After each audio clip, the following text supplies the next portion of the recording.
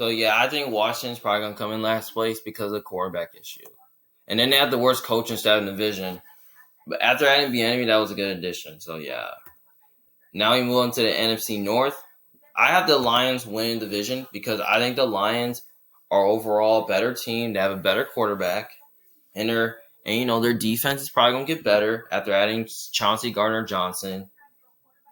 The offensive line is probably the best. It should be pretty solid. The running back duos of Jahmyr Gibbs is a good addition, and David Montgomery. That was pretty good.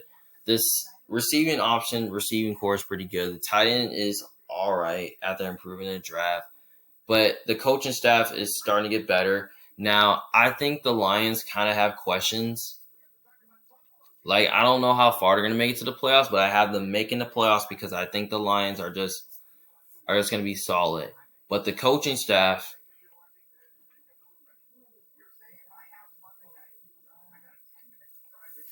I think the Lions do win the division because because of the improvement and because of the fight they have. But I think their floor can be like 9-8 if everything goes wrong. I think they go from like 10 to 12 wins, 13 wins their ceiling if everything goes right. So that's how I see it for the Lions. Then the second place team, I have the Packers at 8-9 because I think Green Bay is going to be. I had them like come in second because they're going to be dealing with learning curves because of the young offense of Jordan Love being the starter, and then Christian Watson and Romeo Dukes entering the second year. They could be potential breakouts, number ones, number twos. The tight ends I like from the draft was proven. Adding another receiver was proven. Offensive line is pretty solid. They still got a good play caller in Matt LaFleur, and then the defensive coordinator is pretty good, especially with Joe Burry coaching it. The defense is pretty solid and is going to keep them in a lot of games. Most of their young players are entering second year, and they could be stars and all that. So yeah, I think the Packers have a high ceiling, maybe like 11-6 if Jordan Love starts to break out. And then I got their floor being like 6-11. So I think they'll go somewhere from like 7 to like 10 wins this year. So I think Green Bay wins so I got Green Bay going 8-9 and definitely missing out on the playoffs once again. But if everything goes right, they have a chance to make the playoffs. Third place team, I have the Minnesota Vikings. I have the Vikings going 7-10 because I think their schedule is a lot tougher. I think they're going to regress and take a step back this year because I think Minnesota, their defense is pretty old and it's a bit overrated. And I think their offense is still pretty good, especially Justin Jefferson's a stud. Then Jordan Addison is like pretty good. And then, you got and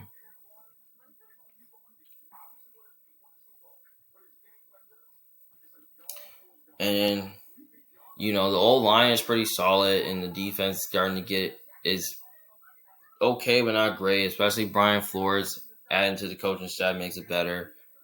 So, and Kirk Cousins is still there, but I have a feeling that Minnesota is going to regress this year and going to miss out on the playoffs with 7 wins because of their hard schedule. Now, the ceiling can be like 10 wins if Minnesota, defense plays at a good level. But I think they go somewhere from like 7 to 9 wins this year. I think their floor B is like 5 wins. So, yeah. So, I think Minnesota is probably going to be in third place. Then last place, I have the Bears because I think the Bears are going to go 6-11 because the Bears, they have a tough schedule. I'm too concerned about the old line. I still think their defense is totally not good enough. And, I like the linebackers of Edmonds and Edwards, and especially you got waiting for agency adding the edge rusher.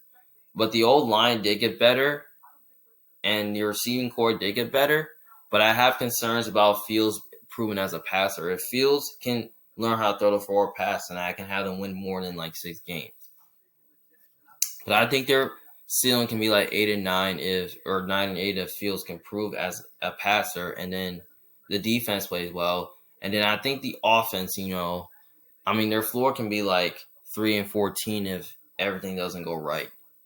So that's how I see it for the Bears. So 6-11 is my prediction.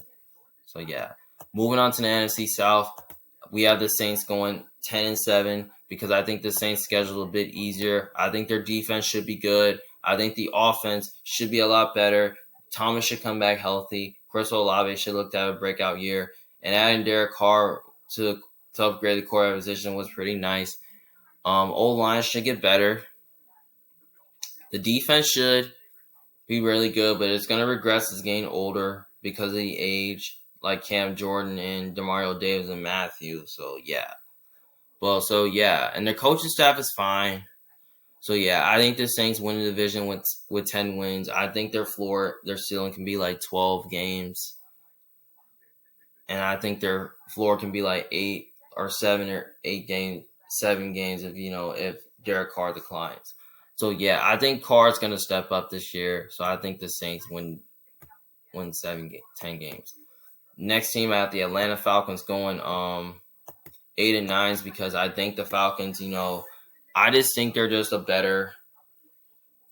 I'm too concerned about the quarterback position, but the offense starting to get better. The O-line got better. Adding Robinson to the draft was nice. The defense did get better this season, adding, a lot of players like Campbell, Dupree, Okuda, and Bay. So the defense did get better this offseason. The coaching staff is pretty solid. So, yeah, I think Atlanta, if Ritter can improve as a passer, I think they win like 10 games. But I think they go from 7 to 9 games because of the quarterback position. But I think their floor can be like 6-11. So, yeah, I think Atlanta wins so I got Atlanta coming in second division. Third in division, I got the Carolina Panthers because I'm still concerned about the receiving talent. I still think the receiving core is lacking depth. Adam Thielen was a good addition. DJ Chark was a good addition. Jonathan Mingo and Hayden Hurst. I mean, those were good additions, but the receiving core is lacking. And I feel like Bryce Young's going to learn because after I seen the preseason, he played like dirt. He played bad. And then the old line is pretty good. The defense is it's getting better and it's young. It's pretty much underrated. The secondary is pretty good. And the coaching staff is going to improve, especially adding Frank Wright and having Evero to the defense, which that's good. So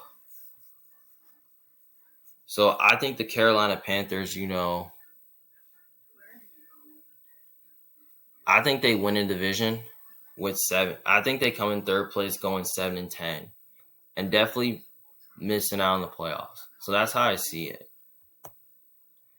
And last place team, I have the Tampa Bay Buccaneers. The reason why I have the Bucs coming in last place is because Baker Mayfield is the worst quarterback of that division. I have them going 4-13. Now, they could have a higher ceiling at 7 or 8 wins if Baker Mayfield plays right. But I think their floor is 2 wins. But I think the Bucs are going to win 4 games because I just still concerned about the quarterback position. I'm still concerned about the coaching, which is a bit overrated. Now, the receiving duo, Evans and Godwin, is fine, but I think the whole team is overrated. The defense is starting to regress. The old line is a bit overrated. So, yeah, I think the Bucs, are the worst team in the division, so they win 4 games. Then we move on to the NFC West, which I got the Niners going 14-3 because the Niners, I got them winning the division because they have the best defense division, they have the best offense, the best coach in the division. But who knows if Brock Purdy, even though Brock Purdy is the quarterback, they're still the best team in the division. Especially, they have the best defense and offense in the division. I mean, O-line is totally the best in football. So, yeah, I think their floor is 15, 16 wins. That's their ceiling. And I think their floor is 10 wins this year if Purdy misses a couple games. So, yeah, that's how I see it as the Niners.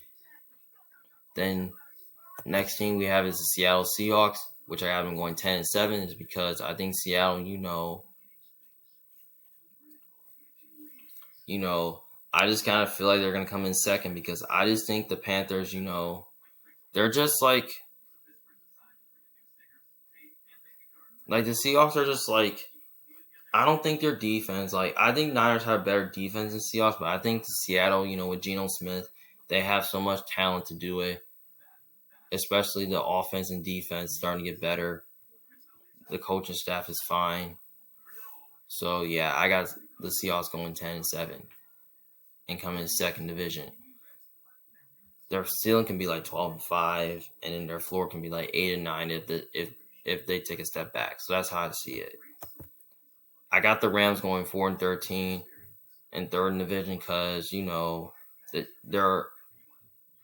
know if Stafford's going to play. Their offense is not pretty good. The O-line is probably the worst in football. The defense, outside Aaron Donald, is not great. Like, I wouldn't name one starter besides Aaron Donald in that defense. Like, I wouldn't. And then, Sean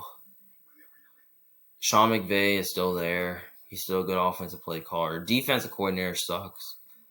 So I think the Rams win like 4 games because, they've lost so many players in free agency. So, yeah, I think their ceiling can be like 7 or 8 wins this year. Maybe 9 if everything goes right with them. Their floor can probably be like 2 wins, if Stafford misses some games. So, yeah, I think the Rams come third in the division. Now, the team which I think is going to come in last in the division will be the Arizona Cardinals, which I think they're going to be the worst team in the league because the Cardinals, they have no talent overall. Their O-line is not good. The defense is totally not good. Kyler's not going to be playing for a couple of weeks. So, yeah. And then they have a new coaching staff in Gannon. And they really didn't do much this offseason. I had them winning 1 game because they have the hardest schedule, which they may not find no other games to win. So, yeah, that's why I think the Cardinals are going to win 1 game, even without Kyler Murray playing.